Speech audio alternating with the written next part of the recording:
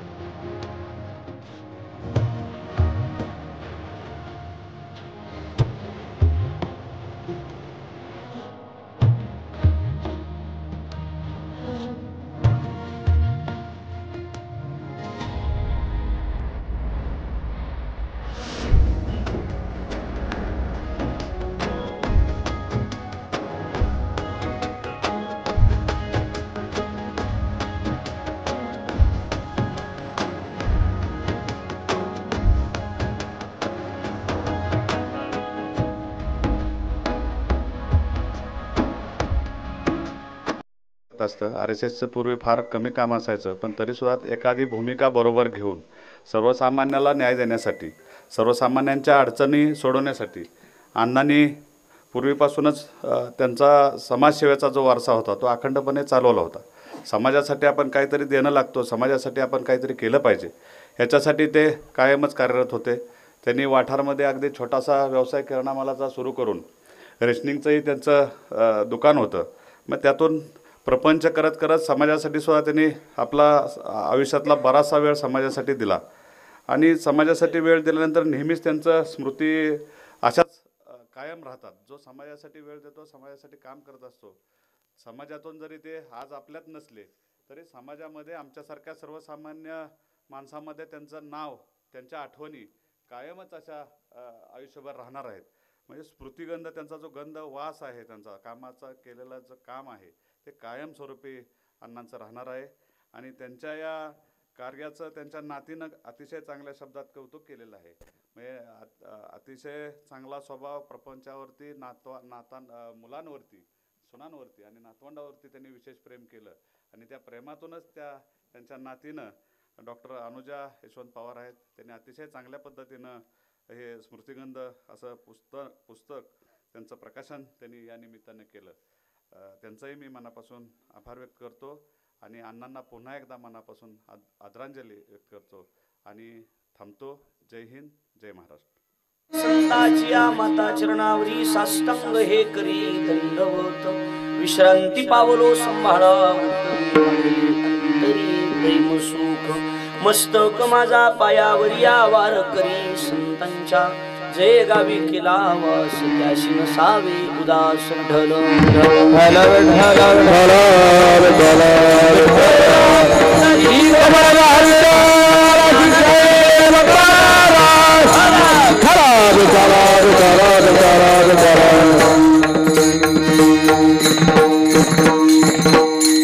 शेवट तो होतो तुझी आणि गोड, शेवट तो होतो तुझी आणि गोड मनवणी चाड धरीत सू देऊ भोगा भोग कलेवराचा भार साहू तुझ थार व्याज कीर्तन सेवे करता म्हणजे निरूपणाकरता निवडलेला अभंग महाराष्ट्राचे लाडके संत वैराग्याचे मूर्तिमंत पुतळे जगाचा संसार सुखाचा व्हावा याकरता आपल्या संसाराची राखरांगोळी करणारे देहूचे सुप्रसिद्ध साधू जगद्गुरु तुकाराम महाराज यांचा चार चरणाचा उत्कृष्ट असा जवळजवळ सगळ्या भजनी मंडळाच्या पाठांतरात आहे का नाही नसलेला बरोबर पाठांतरात नसलेला चार चरणाचा सरळपंथी अद्वैतपर प्रकरणातील अभंग असून तुकोबरा या अभंगाच्या माध्यमातून आमचा शेवट नेमका कुणामुळे गोड झाला आणि त्या शेवट गोड करण्यासाठी आम्ही काय सामुग्री दिली याचं सविस्तर चिंतन म्हणजे हा अभंग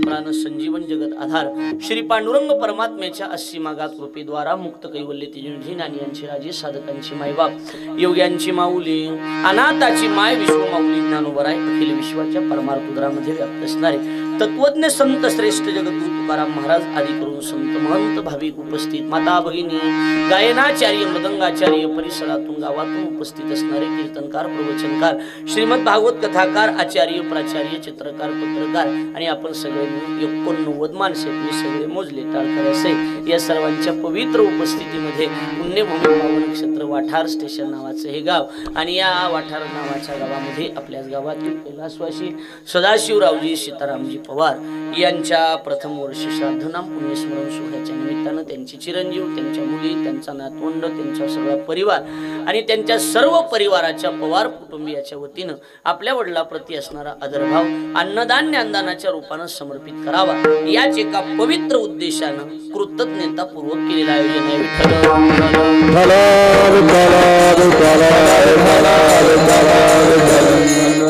व्यक्तिमत्व अतिशय सुंदर होतं त्यांच्याबद्दल मला माऊलीने बऱ्यापैकी माहिती दिली आणि त्यांचं व्यक्तिमत्व म्हणजे खऱ्या अर्थानं की समाज सेवेसाठी आणि सगळ्यांचं भलं व्हावं कुणाचं वाईट होऊ नये सगळ्याचं नेहमी चांगलं व्हावं आणि गावानं सुद्धा ज्यांचा आदर्श घ्यावा असं एक व्यक्तिमत्व आणि ते आपल्यातून निघून जाऊन जवळजवळ आता 1 वर्ष पूर्ण झालं बरोबर आहे का नाही 1 वर्ष पूर्ण झालं खरं म्हणजे गए हुए कभी आते नाही उनकी याद आती है गेलेली माणसं कधीच येत नसतात पण त्यांच्या आठवणी मात्र नेहमी येत असतात म्हणून आपले सदाशिवरावजी पवार दादा आपल्यातून निघून गेले वर्ष झालं पण त्यांची आठवण मात्र कायमस्वरूपी येत असते त्या निमित्तानं पवार कुटुंबियांनी या कार्यक्रमाचं आयोजन केलं माझा योग चांगला अशा विभूतीच्या पुण्यस्मरणाची सेवा आमचे माऊली त्यांनी माझ्याशी संपर्क करून सेवेचं निमंत्रण माझ्यापर्यंत पोहोचतं केलं आपण सर्वजण त्या निमित्तानं उपस्थित आहात चिंतनातला अभंग संत श्रेष्ठ जगद्गुरु तुकोबरा यांचा 4 चरणाचा सरळपंथी अद्वैत प्रकरणातील असून तुकोबरा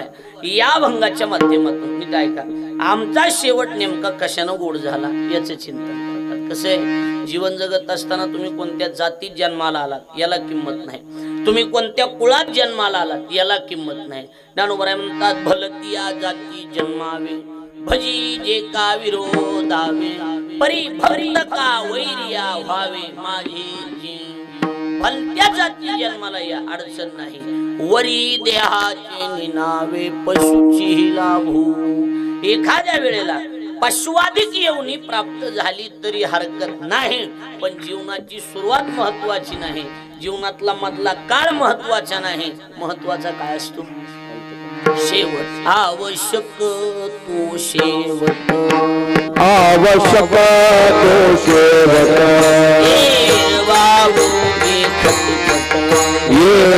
वावोगे खटपट चालू जाने वाला ऐसा विरला चालू जाने बात ऐसा विरला चालू जाता बात ऐसा विरला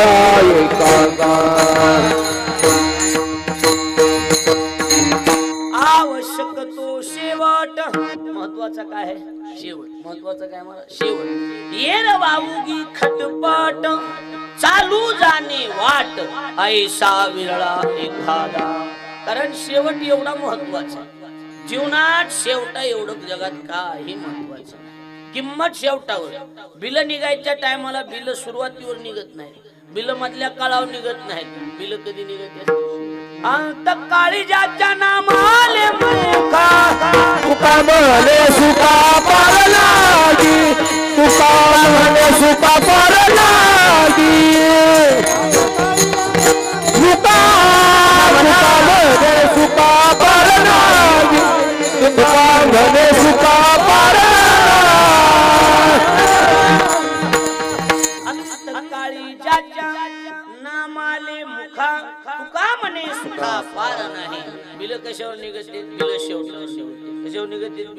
शेवटाव निघत सुरुवातीवर बिल निघत नाही मधल्या काळावर बिल निघत नाहीत बिल शेवटावर निघते तुमचा शेवट कसा झाला याला किंमत नाही म्हणून आवश्यक शेवट शेवट महत्वाचा आहे आणि शेवट गोड करणं म्हणजे सोपी गोष्ट आहे का कुणाला वाटतंय शेवट गोड करावं मला वाटतंय गोड करावं तुम्हाला वाटत नाही वाटतंय तुम्हाला वाटत नाही का शेवट गोड हो वाटत नाही वाटतंय की कुणाला वाटत नाही गोड हो सगळ्याला वाटतंय पण होतोय का आई सगळ्याचा नाही होत त्याचं कारण रस्ता खराब गाडी बऱ्याच जणांनी चालवायला सुरू केली पण बऱ्याच जणांनी निम्या रस्त्यातच रिवर्स गिअर टाकून गाडी माघारी आणली कारण बऱ्याच जणांची वाटातच वाट लागून गेली हे बघितली कळायला लागले कारण एवढी सोपी गोष्ट विरळा पावे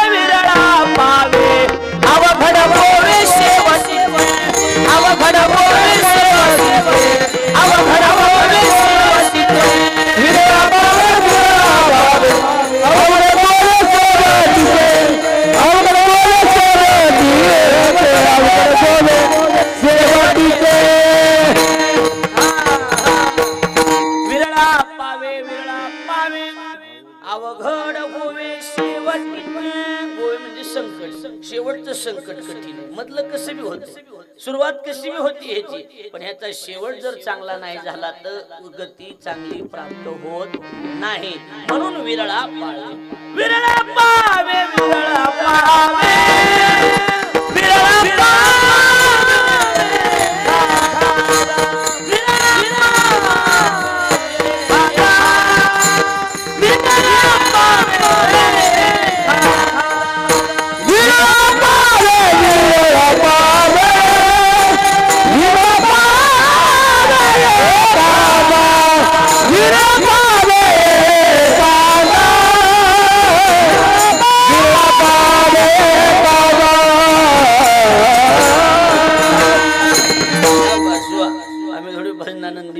भजनावर प्रेम आहे त्याच्यामुळे सर थोडस ऍडजस्ट करावं लागेल कारण कीर्तनापेक्षा भजनावर जास्त प्रेम आहे आमचं विरळा पावे एखादा की त्याचा शेवट चांगला होतो ऐकायला लागलं का सगळ्याचा शेवट चांगला होतच नाही हा मग इच्छा आहे का तुमची करायची आहे का इच्छा तुमची शेवट गोड करायची इच्छा आहे का आहे का नाही सांगा तरी की आहे मग मी सांगतो ते करा काही थोडा बहुत लाग पात थोडा लाग पात भक्ती भाव धरा करा भक्ती भाव जरा बळत ध्यान द्या लावून मन ध्यान जलावून जरी करणे असेल गुण शेवट गा राम राम स्मरा राम राम स्मरा जरी करणे असेल गुण शेवट गा राम राम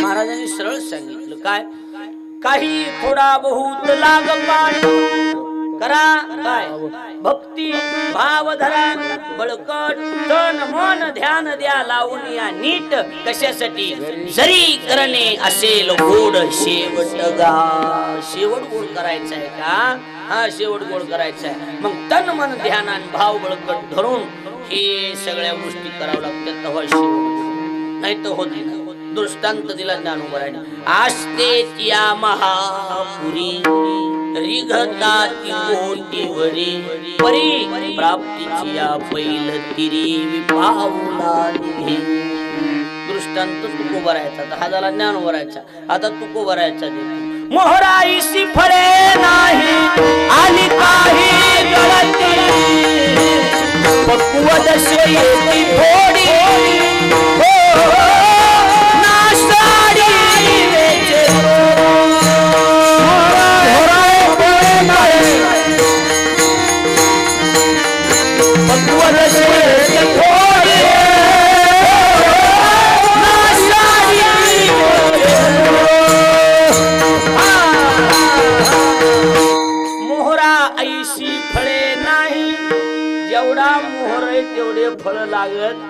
काय म्हणते सातारा जिल्ह्यात सर त्याला मोहराला काय म्हणते तौर मोहर बहार असं काहीतरी मोहरच आंब्याला मोहर जमला आता मोहरा इसी फळे नाही जेवढा मोहर तेवढी फळं लागत आहेत का आंबे नाही बरं आले तर आली काही गळती निम्मे आंबे गळून जाते आणि निम्मे तर शेजारीच पळून नेते जेवाय बसलं की आण तोडून जेवाय बसलं की आण त्यातली त्यात कलमीवाल्याची वाटच लागली कोणाची कलमी खायला कसं असते गोड असते आंबट लागत मीठ टाकायची गरज पडत नाही कलमी जर असलं तर माणसं कुणी बी तोडून नेणार त्याच्यामुळे ध्यानात ठेवायचं ओ ऐकायला कमायला मंडळ सगळं लय कलमी राहायचं नाही अधून मधून आंबट राहायचं म्हणजे पाहुणे रावळे त्रास देत नाही लक्ष घ्यायला लागले का विठाल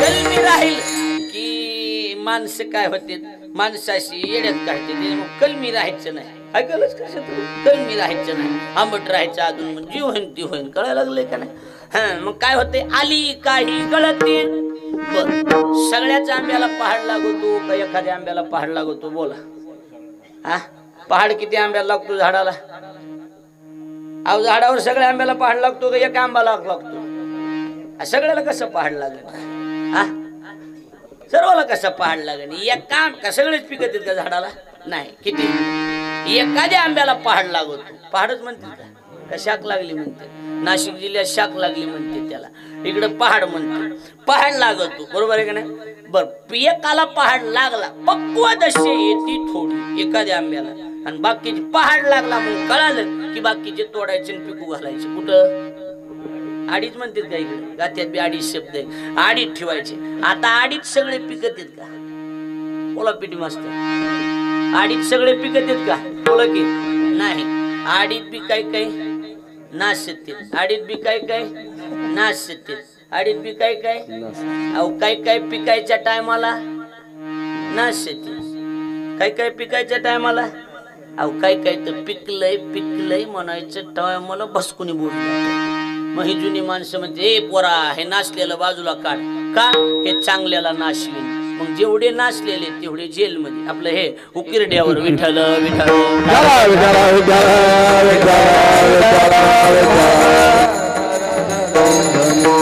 सगळ्याच आंब्याला पहाड लागत नाही एखाद्यालाच पहाड लागतो तसा सगळ्याचा शेवट गोड होत नाही एखादाच सदाशिवराव सारखा असतो की त्यांचा शेवट गोड होतो नाही तर सगळ्याचा शेवट गोड होत नाही आणि महत्वाची गोष्ट शेवट गोड होणं महत्वाची गोष्ट काय शेवट गोड होणं बरं आता कसं असते शेवट गोड होणं महत्वाचं मी काय म्हणतो 100-200 किलोमीटरहून चाल म्हणायला एखादा गायक आला आणि आल्या गावातली जी भजने त्यांच्या संग भांडणं केली चाल म्हणून देतात कसं नाही हातात कुणाचे हे बी बघावं लागेल ना काय चाल देणं हातात कुणाचे हे बघावं लागेल का नाही मग तसं शेवट गोड करणं गरजेचं आहे बाबा कळाला आम्हाला महत्वाचं आहे पण हातात कुणाचे तू बरं आहे स्पष्ट काय बोलले शेवट तो होतो तुझियाने गोड शेवट तो होतो तुझियाने गोड शेवट तो होतो तुझियाने गोड शेवट तो होतो तुझियाने गोड शेवट तो होतो तुझियाने गोड शेवट तो होतो तुझियाने शेवट तो होतो तुझियाने मनमोनी चाडला मनमोनी चाडला धरी धरी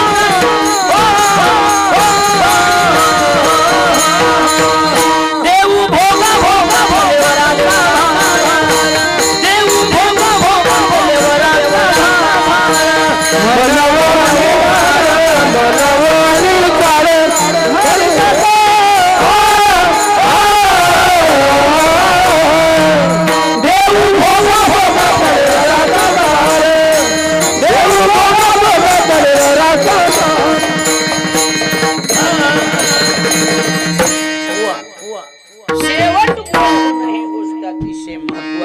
शेवट गोड होणं ही गोष्ट महत्वाची पण कुणामुळे शेवट गोड होतो तुकोबारांनी पहिल्या चरणात स्पष्ट सांगितलं हे देवा शेवट तो होतो तुझे जियाने गोड म्हणून चाड धरी नसून देवाशिवाय या जगात कुणाचा शेवट गोड होत जेवढं बी गोड झालंय कानावर आहे आजपर्यंत हेच गोड झालं त्याच गोड झालं देवाला धरूनच गोड झालंय देवाला सोडून जगात कुणाच गोड झालेली बातमी सांग हा शुभाशुभ कोण पाहे तयाकडे कुणाची हिंमत आहे त्याच्याकडे बघायला कुणाकडे वीर विठ्ठलाची गाढे अशुभ तया पुढे अशुभ त्याच्या पुढे काय होते शुभ हो ठाके पावर आहे त्याची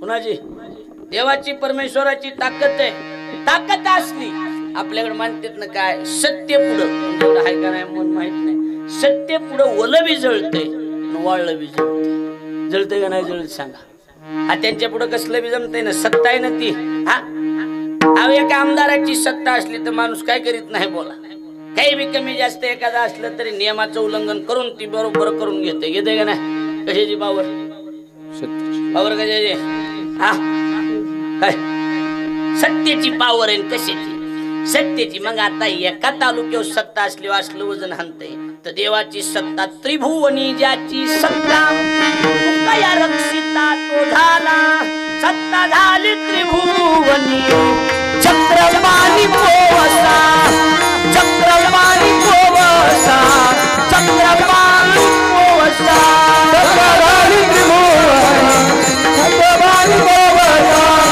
चक्रपाणी पोवसा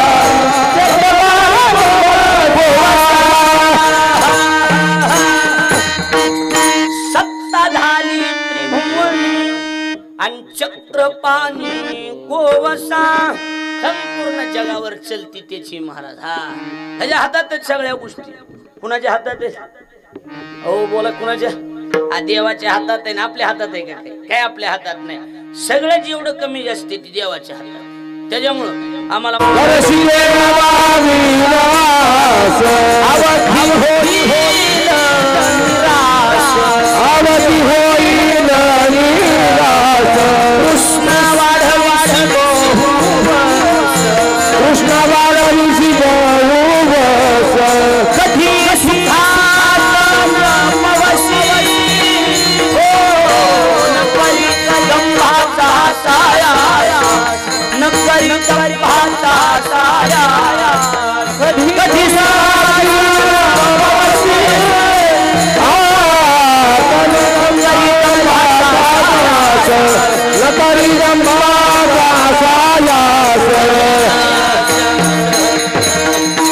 नाटाच्या अभंगातले शब्द 61 नाट आहेत महाराज आमचे गुरुजी हमेशा वाक्य सांगतात नाट पाठ पाहिजेत कीर्तन करायचे करसी देवावीन आस आवगी होईल निराश तृष्णा वाढविसी बहुवश कधी सुखास न पवशी त्याचं द्रुपद आहे न करी दंभाचा सायास थोडक्यात मुद्दा एवढाच आहे काम देवाला धरून करायचे कुणाला धरून करायचे देवाला सोडलं तर तू कामने देवावीन आणि केलाशीन तू मिथ्या फेल जाते सगळं देवाला धरून केले होय मौसा चर्म हाड देवा अवघेची गोड जे जे हरी हरी रंगले हो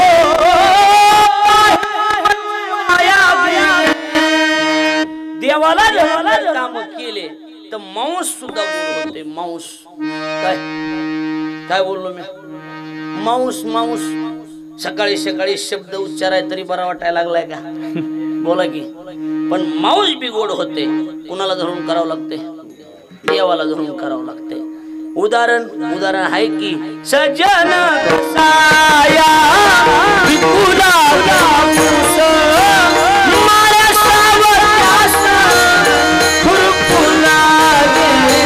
Maria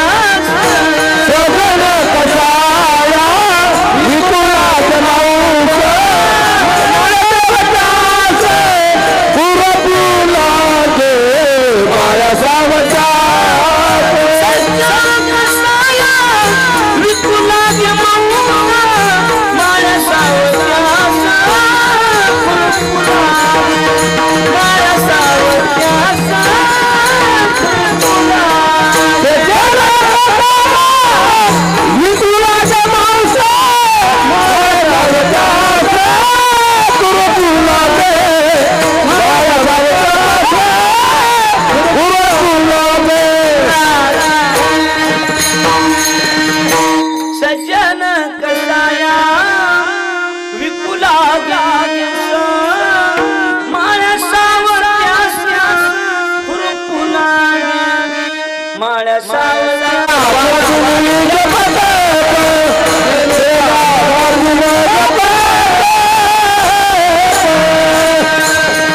लोका गोकुळीच्या झाले ब्रह्मज्ञान केली वाचून जपत जपतप करण्या वाचून गोकुळातल्या लोकाला कसलं ज्ञान झालं ब्रह्मज्ञान काय केलं चोऱ्या केल्या काय केलं त्या चोऱ्या केल्या पण तरी ब्रह्मज्ञान देवाला धरून केल्या बसायला लागले का नाही हा कुणाला धरून गेल्या देवाला धरून गेल्या त्यामुळे गोड होऊन बसले त्यांच्या बरं मारामाऱ्या गोड होतील का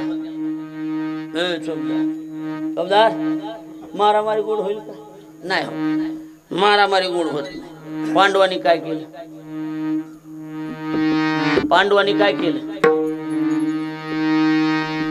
मारामारीच केल्या ना पांडवांनी ऐकायला लागत का पांडवांनी मारामाऱ्या केल्या पण एवढ्या गोड झाल्या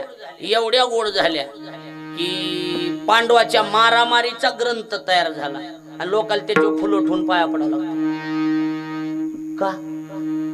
का मारामाऱ्याच केल्या पण देवाला धरून केल्या देव सोडला नाही काही होऊ म्हणले पण देव सोडायचं नाही ऐकायला लागलं हा आता नीट ऐका माझ्याकडे लक्ष दे मला सांगा हे बघा पांडवाबद्दल बोलता येत नाही कुणी जर पांडवाचं कुळ काढायचंच नाही अजिबात काढायचं नाही कारण त्या कुळात कोण होता सहकार्यात कोण होता देव श्रीकृष्ण होता ना त्याच्यामुळे जिथं श्रीकृष्ण आहे तिथलं कुळ काढायचं अजिबात नाही आणि जर कुणी काढलंच रे बाबा तर महाराज म्हणतात की जरा ती कठीण गोष्ट आहे बरोबर आहे का नाही सांग पांडवाबद्दल कुणी बोलायचं नाही बरोबर आहे का नाही आणि जर काढलं तर पांडव कुळाशी पाहता दोष पांडव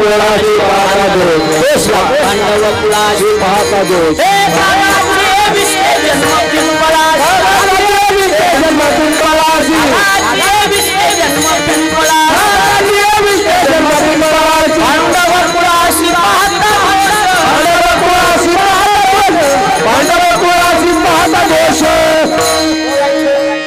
का बोलायचं आहे कारण पिंपळ पवित्र मानला जातो काय कोणता झाड पिंपळाचं झाड पण त्याचा जन्म कागाची विष्णे जन्म पिंपळाशी मग काय त्याला काय वाईटच म्हणायचं का नाही वाईटातून आहे पण पवित्र आहे तसं ही वाईट करेनात का पण ह्यांच्या संग देव आहे कळलं लागले का नाही कागाच्या विष्टे जन्मे जो पिंपळ त्याशी अमंगळ म्हणू नये तसं ह्यांचं काही बी असलं तरी झाकून ठेवायचं कुणाचं बोला की पांडवाचं झाकून ठेवायचं काढायचं नाही कारण दोष लागतो त्यांच्या संग देव आहे आणि काय आपल्या कोणी एखादं काम कमी जास्त व्हायना पण देवाला धरून जर काम असलं आणि जर आपल्याला कोणी नाव ठेवले तर त्याला दोष लागतो देव मध्ये पाहिजे कोण मध्ये पाहिजे अहो मला सांगा उगा आपल्यात आपलं बोलायला काही अडचण नाही तुम्ही शहाणी माणसं आहेत मला सांगा एका माणसाला 5 बायका असं ऐकण्यात आहे बाबा ऐकण्यात आहे का नाही ऐकण्यात आहे एका बाईला 5 नवरे असं ऐकण्यात आहे का सातारा जिल्ह्यात नाही 5 सख्या भावात 1 बायको हे ऐकण्यात आहे का नाही बर तिथं नका बसू सावंत पशी इथं बसा बरं एका बाईनं 5 नवरे करणं किंवा 5 सख्या भावात 1 बायको करणं गोष्ट चांगली का वाईट आहे हा बोला की वाईट आहे मग एवढं वाईट पांडवाच्या कुळात घडलंय का नाही घडलं बोला एका बाईला 5 नवरे कोणाला द्रौपदीला 5 सख्या भावात 1 बायको कोणत्या 5 पांडवात बायको किती 1 बायको एवढं वाईट वागून बी द्वारकेचा राणा पांडवा कस करायचा हा बरं ह्याच्या पुढचं ऐका ताईत बसा नीट बसा माझ्याकडे बघा ह्याच्या पुढचं ऐका मला सांग हिंदू धर्मात लग्नाच्या आधी लेकर का लग्न झाले लेकर पद्धत कशी बोला की लग्न झाले पांडवाच्या कुळात लग्नाच्या आधी लेकर झालेत का नाही झाले कोणाला कोणती माहिती का तुम्हाला कुंती सांगती देवाला कर्ण पांडव रे पहिला किती सुंदर गवळ तळहत्ती जन्मला बाळा सोडून दिला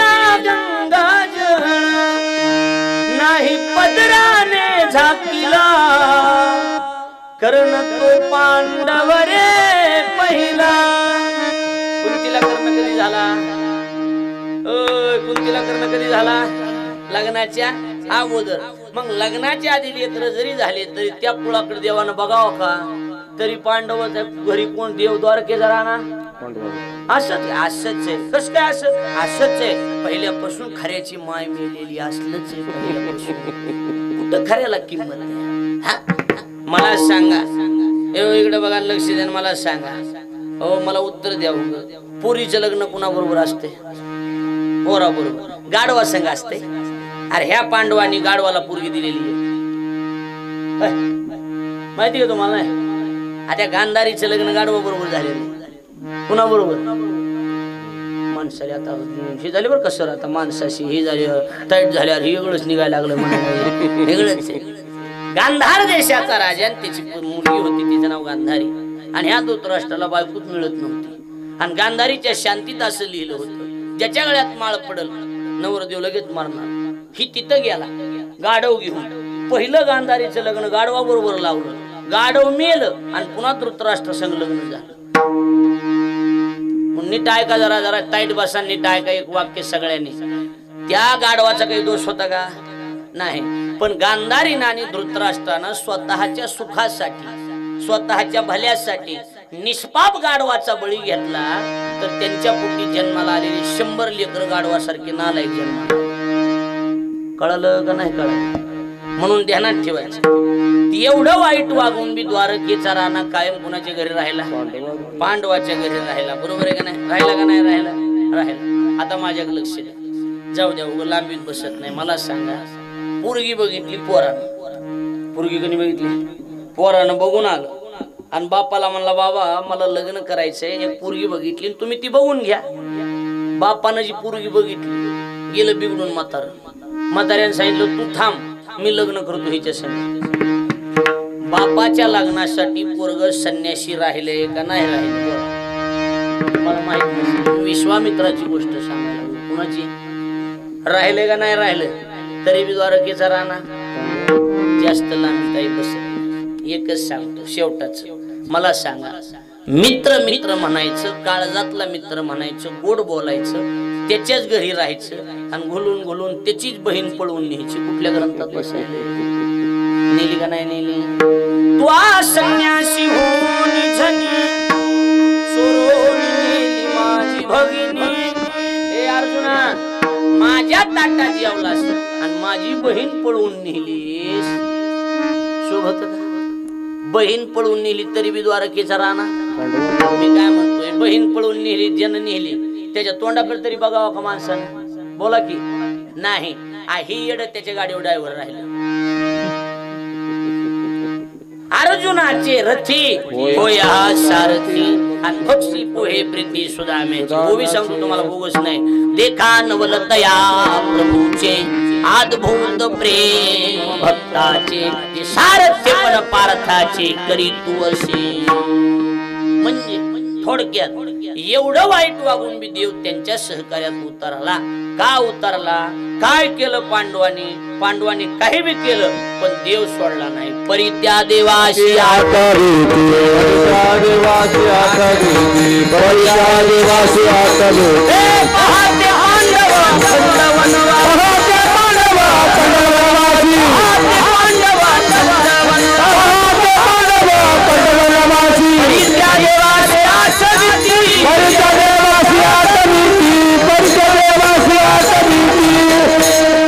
काही बी केलं पण देव सोडला. बोर व्हायला लागले का? चहा सांगू आता पाणी आलंय म्हणलं चहा बी घ्या. होय सर, उभं कशाला घ्यायचा का चहा बी? हा 11:30 संपवायची, 12:30 एक तर येतच नव्हतो. बळच आलोय. आता काय सांगावं, घरातला कार्यक्रम होता, सगळे माणसं येऊन बसले श्रीगोंद्यात, माझ्यामुळे वाट बघत बसले. आता लक्ष द्या माझ्याकडे. मुद्दा एवढाच आहे आपला, की देवाला धरून केलं की कमी जास्त थोडं काही बी असलं तरी झाकून जाते. आपला मुद्दा होता मांस गोड, मांस चमड, हाड, चोऱ्या, मारामाऱ्या. उग मला इमानदारीने सांगा, कळसाचं बोलू आता पुन्हा बोलायसारखंच नाही. मी वाठारला पहिल्यांदा चालू कीर्तनाला, शेवटचं बोलतो आता कळसाचं, पुन्हा बोलायचंच नको आता ह्या विषयावर. पुन्हा व्याभिचार गोड होईल का? बोला, व्याभिचार होईल का गोड? नाही. पण गवळणी करती देवाशी व्याभिचार, कोण? गवळणी. पण सांडूनी आचार भ्रष्ट होती तयाशी दिधले ते कवनाशी नाही.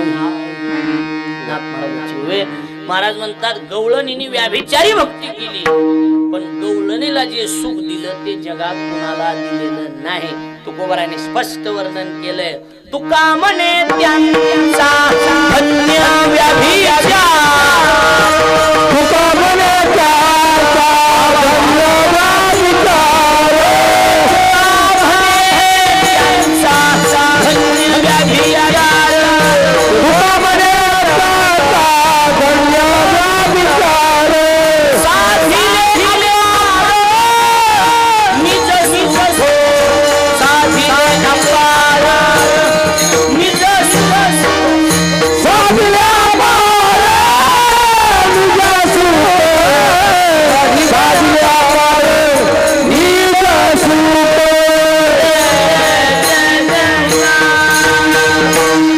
महाराज म्हणतात तुका म्हणे त्यांचा, कोणाचा? गवळणीचा धन्य व्याभिचार, साधिले अपार निज सुख.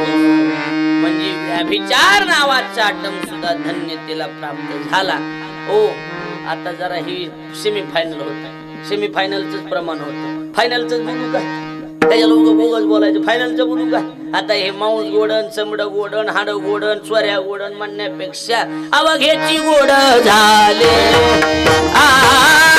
अवघेची गोड झाले, आवळ्याची गोड झाले, आवळ्याची गोड झाले, मागिले भरी झाले,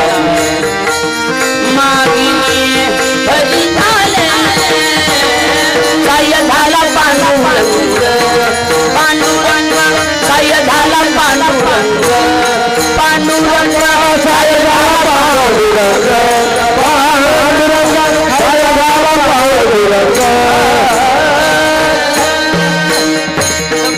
आता चक्कर लावून घ्या की आवघेची गोड झाले. देवाला धरून जर असेल तर मागिली भरी आले. परिणाम सह्य झाला पांडुरंग, दिला अभ्यंतरी संग. त्याच्यामुळे देवाला धरून काम केले की 100% यशस्वी होते. आणि आम्हाला हे माहिती आहे, शेवट तो होतो तुझ्या गोड. आणि आता म्हणून चाड धरी चाड शब्दाचे अनेक अर्थ केले जातात. त्यापैकी चाड शब्दाचा अर्थ इथं जो केलाय त्याचं नाव इच्छा. आम्ही इच्छा धरूनच आहेत. कशामुळं? आम्हाला माहिती तुझ्याशिवाय या जगात कुणाचं ऊड होणार. कसं असतं हो, साधी 10 लाखाची जरी फाईल मंजूर करून घ्यायची असली तरी ज्या अधिकाऱ्याच्या सहीनं ती फाईल मंजूर होणार आहे त्याची चहा पाण्याची व्यवस्था करावी लागते का नसती? बोला. अहो त्याच्या मागावत माणूस ठेवा लागतो ना एक, साहेब चहा चहा चहा चहा चहा चहा घ्या घ्या. अरे हे नाही, गार चहा, गार गार गार घ्या घ्या घ्या, गार घ्या गार घ्या. त्याच्या मागावच राहावं लागतंय. नाश्ता म्हणलं की नाश्ता त्याला ती देत राहावं लागतंय. मग कसं आमच्या धाराशिव जिल्ह्यात, धाराशिवला एक कलेक्टर होते. तुमच्या माहितीसाठी सांगतो घडलेली घटना. कलेक्टर होते आई, कलेक्टर, मोठे कलेक्टर म्हणले आता मोठेच असतील की. आणि कुणाचंच काम करीत नसतं, माळकरी माणूस, इमानदार, आमच्या गुरुजीच्या सानिध्यातला. त्याच्यामुळे आम्हाला माहिती आहे, तुम्हाला सांगतो कलेक्टर होता. पण काय जाणे कुणाचं काम इमानदारीनंच करणार, लबाड्या अजिबात करीत नव्हता. पण त्याला काय आवडायचं माहिती का? तुमच्याकडे तर आटम आहे का नाही माहित नाही, जुन्या काळात आटम असायचा. संध्याकाळी भाकरी केल्या आणि भाकरी जर 2 दिवस शिळ्या पडल्या तर त्याची ती बारीक बारीक तुकडे करायचे आणि ती तुकडे तेल मीठ टाकून थोडीशी तव्यावर अशी तळून घ्यायची. कळत आहे का तुम्हाला? भाजलेले तुकडे. आणि ती खायला अशी खमंग लागते. थोडा मीठ असलं ना मोहरी, अशी तोंडाला पाणी सुटायसारखा धंदा आहे, बरोबर आहे का नाही? अशी टेस्टी लागते. आणि त्या कलेक्टरला ती आवडायचं. आणि मग कुणाचं बी काम करून घ्यायचं असलं की त्याने आपलं तुकडे बांधायचे असे एक तुकडं बांधायचं साहेब हे काम होतं नाही नाही होणार नाही बरं राहू द्या हे एवढं काय तुकडे तुम्हाला खायला आणले गरीब असे का आणि इकडे फाईल लगेच सही करायची कळायला घडलेली घटना म्हणजे मुद्दा आपला एवढाच आहे की ज्याच्याकडून काम करून घ्यायचंय म्हणले त्याच्या नाश्त्याची व्यवस्था करावं लागते काहीतरी द्यावं लागतं मग आता आपला शेवट कुणामुळं गोड व्हायला लागलाय देवामुळं मग देवामुळं जर गोड होत असेल तर त्याला जी सामुग्री लागणार आहे ती द्यावं लागेल तू गोबरा म्हणजे देऊ की मग देव भोग भोग कलेवरा देव भोग भोग कलेवरा देव भोग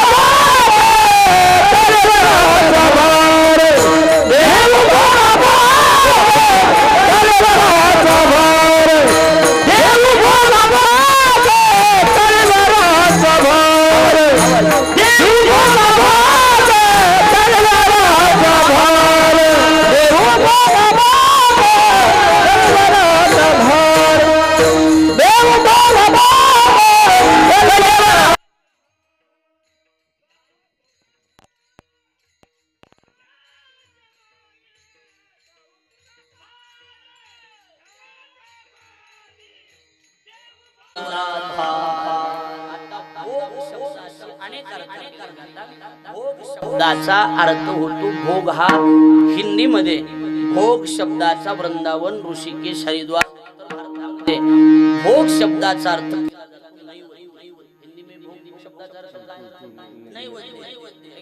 हरिद्वार ऋषिकेशला गेला भगवान को भोग चढाव आहे म्हणजे भोग मग आम्ही आमचा शेवट झाला त्याच्यामुळे देऊ काय कोणता नैवेद्य लागतो देवाला कलेवराचा कलेवर म्हणजे माहिती का तुम्हाला कलेवर म्हणजे काय माहिती का नाही हो म्हणायचं नाही म्हणा कलेवर नाही कलेवर काय शरीर आणि भार शब्दाचा अर्थ होतो वज भार शब्दाचा अर्थ काय वज बघा देव भोगा भोग कलेवराचा भार म्हणजे शरीराचं वज काय या शरीराला वजे शरीराचे वजे दोनच आहे मी आणि माझे नधरी टाकी परती वजे या शरीराचे दोन वजे पहिल्या वजाचे नाव मी आणि दुसऱ्या वजाचे नाव मी माझी मी माझी वाढवणी केला गवळणी सांगत असताना सांगतात आमच्या देवा नाही माझी आम्ही पणाचा फराळ उरला खावयाशी दिसला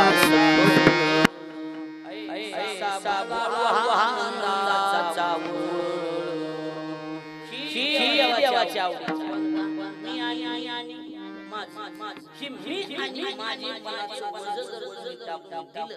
तर जगात तुम्ही देव काही अहंकार गेला म्हणे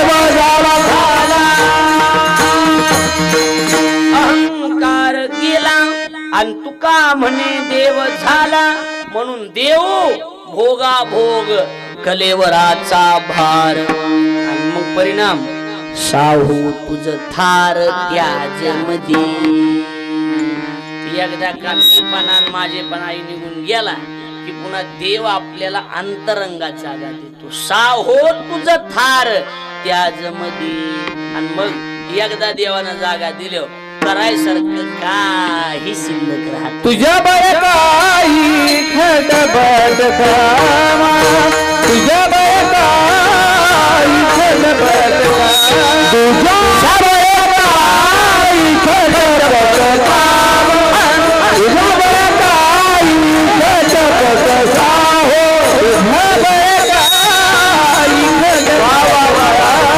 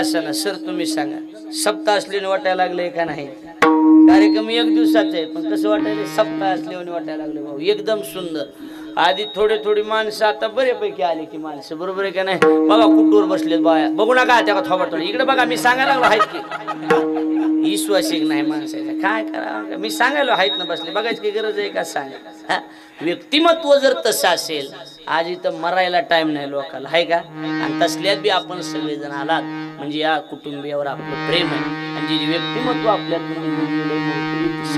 सदाशिवरावजी तीही व्यक्ती तशीच असल्यामुळं माणसं गोळा होतीत नाही तर माणसं येतात काय सगळे भाऊ मी 500 किलोमीटरहून आलो मी होतो जालन्याच्या पुढं भोकरदनला मला अजून तिकडं जायचं पुन्हा उद्या कराडला यायचं म्हणजे सुलट झालं म्हणून माऊलीला आग्रह केला होता घरातलं लग्न आहे माऊली म्हणले नाही तुम्ही यावं लागेल म्हणजे यावं लागेल आता मीच काय महाराष्ट्रातला कुठलाच माऊलीचा शब्द मोडू शकत नाही ना इलाज क्या इलाज मजबुरी का ना महात्मा गांधी म्हणून आलोय मी आता काय सांगा नाहीतर सगळ्या महाराजाचे फोन येऊन गेले त्यांना खोले महाराज सोपान महाराज पठाडे माऊली नाही साठे महाराज जमणार नाही सोपान महाराजाच्या घरातलं लग्न आहे म्हणजे तुम्हाला यावंच लागतंय माऊलीने बी दाब धरून सांगितलं जमत नाही ती म्हणले ते जमणार नाही म्हणजे ते म्हणले ते जमणार नाही तुमच्यापैकी कोणीतरी एक जणी या मग म्हणले हा जमतंय थोडं उशीर लवकर सोडून द्या म्हणून नाही तर येणं शक्य नव्हतं माऊलींचं म्हणजे संप्रदायात निस्वार्थी प्रेम आहे आणि निस्वार्थी काम आहे उगं तोंडाव कौतुक बरं नाही महाराज पण संप्रदायाला काही माणसं लाभलेले आहेत की सेवेमध्ये कचोरपणा नाही आणि इमानदारीनं सेवा त्यात माऊलीची निस्वार्थी भावनेनं सेवा आहे आम्ही तरी समजा 10-5 रुपयाच्या लालचीनं सेवा करू पण माऊलीचा तसला कुठलाच उद्देश नाही तुझ्या बळे काही खटपट काम देवा आता खटपट करायसारखं काही नाही कारण आता शेवट गोड तुझ्यामुळे होणार आहे आणि जी द्यायचं ती देऊन टाकलेलं असल्यामुळं वाढवावा आश्रम न लगे तो आता काही वाढवी करायची गरज नाही तरी आम्ही वाढविणारे कोण आहे देवा आम्ही आमच्यात प्रपंचामध्ये बेजार झालेलो आहेत ना बरोबर आहे का नाही माणसे काय कमी बेजार आहेत का सांग आम्ही आमच्यात बेजार आहेत दुसऱ्याचं काढायला वेळ कुठे तुम्हाला एवढं कुटाने करायला आमच्यावर पहिले 2 वजे आहेत कोणते वजे सांगितले मी आणि माझं ह्या वजानं आम्ही चिपून गेलेले माणसं आहेत तुका म्हणे आम्ही चेपलो या घरे तुका म्हणे आम्ही चेपलो या घरे म्हणे आम्ही चेपलो या घरे तुका म्हणे आम्ही चेपलो तुका म्हणे चेपलो या घरे तुका म्हणे आम्ही चेपलो या घरे आम्ही चेपलो या घरे तुका म्हणे आम्ही चेपलो या घरे तुमचे तुमचे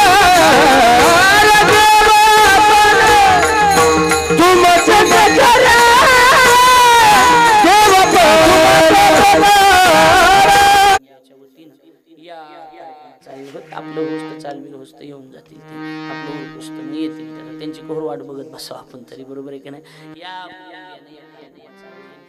अतिशय समाधान वाटलं की कुटुंबीय चांगली अशी मी सगळं त्यांचं चरित्र भाग वाचला मला अतिशय समाधान वाटलं की अशी माणसं आता कुठंतरी नाही तर आता माणसा आता तरी माणसा अशी म्हणायची पापी मन हे पाप करो सैरा वैरा पैर काय केले त्याला सगळं कळतंय असल्या परिस्थितीत माणूस की महापरिवार त्या परिवाराला धन्यवाद देतो एकच उणीव आहे वर्ष झालं यांच्या जीवनात 2 मुली आहेत त्यांच्या जीवनात बाप नावाचं छत्र हरवलं गेलं त्याला आता वर्ष झालं काय असते बाबा ज्याच्या जीवनातून बाप जात असतो त्याला बापाची किंमत कळत असते ज्याला बाप आहे त्याला बापाची किंमत कळणार नाही बाप गेला की बाप कळत असतो माय गेली की माय कळत असते ज्याला हात नाही त्याला हाताची किंमत विचारा ज्याला पाय नाही त्याला पायाची किंमत विचारा जीवनामध्ये ज्याला माय आणि बाप नाही त्यांना माय बापाची किंमत विचारा बाप गेलो बाप कळत असतो. जोपर्यंत जिवंत आहे तोपर्यंत बाप कधी कळतच नसतो. खूप केलेलं असतं महाराज, त्यानं खूप केलेलं असतं. विवेकानंद असं म्हणतात, जिच्या समोर उभं राहिलं की तोंड उघडलं जातं ती आई, आणि ज्याच्या समोर उभं राहिलं की तोंड बंद होतं त्याचं नाव बाप. आई गेली स्वामी तिन्ही जगाचा, आई विना भिकारी स्वामी तिन्ही जगाचा. माय गेली की माय आणि बाप आधार.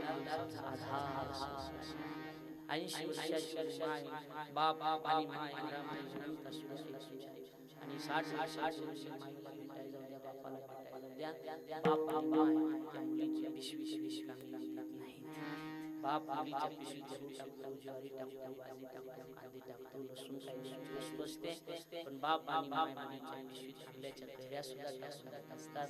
बाप मुलीला पिशवीत बदल होत असतो. ही गोष्ट बापाने घेतली साडी, दिवाळीला आल्यावर बापाने घेतली साडी आणि भाऊजीने घेतलेली साडी, त्याच्यामध्ये बदलत असतो. बापच असतो ना, बरोबर आहे ना. बाप कष्टाचा कावाडी, बाप कष्टाचा कावाडी. आठवा तुमचा बाप उसमाळ्यात डोया, भाग पुराण ठेवून कांड उसाचा चाकूया.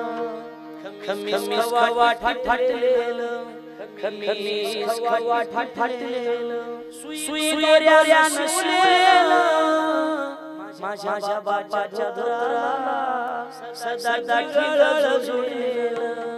आली जरा गावाची, आली जरा गावाची, बाबा साऱ्या रायाच्या उदार पादार कापड पुराणाचा.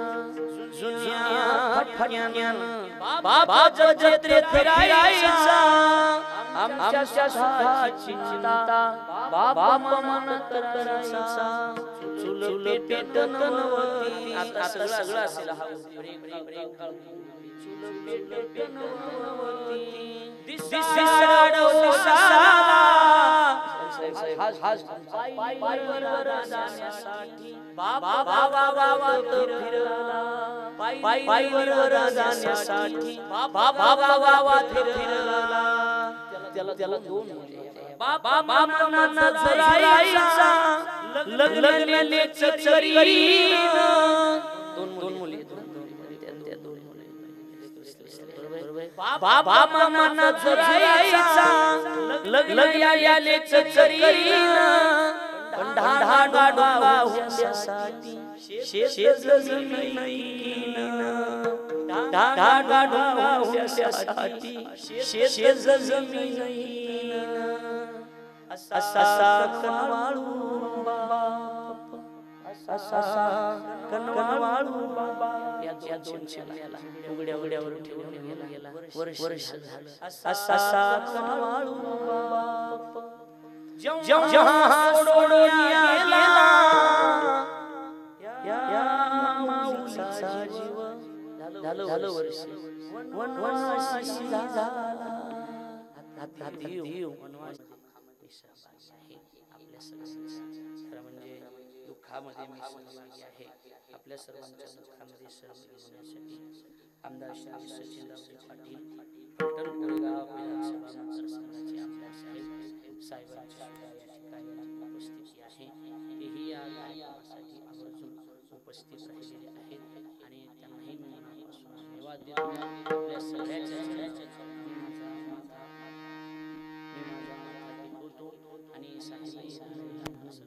आणि आपल्या सगळ्याला धन्यवाद देतो. माझ्या वाणीला नंतर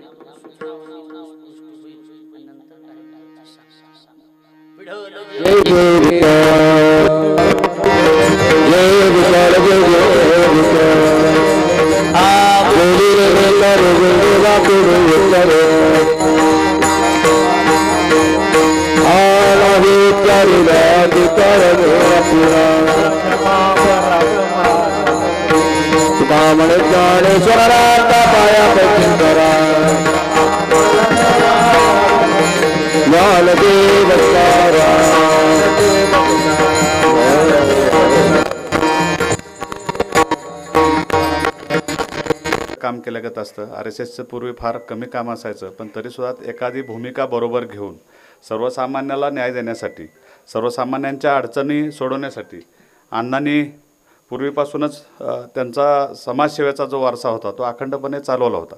समाजासाठी आपण काहीतरी देणं लागतो, समाजासाठी आपण काहीतरी केलं पाहिजे, ह्याच्यासाठी ते कायमच कार्यरत होते.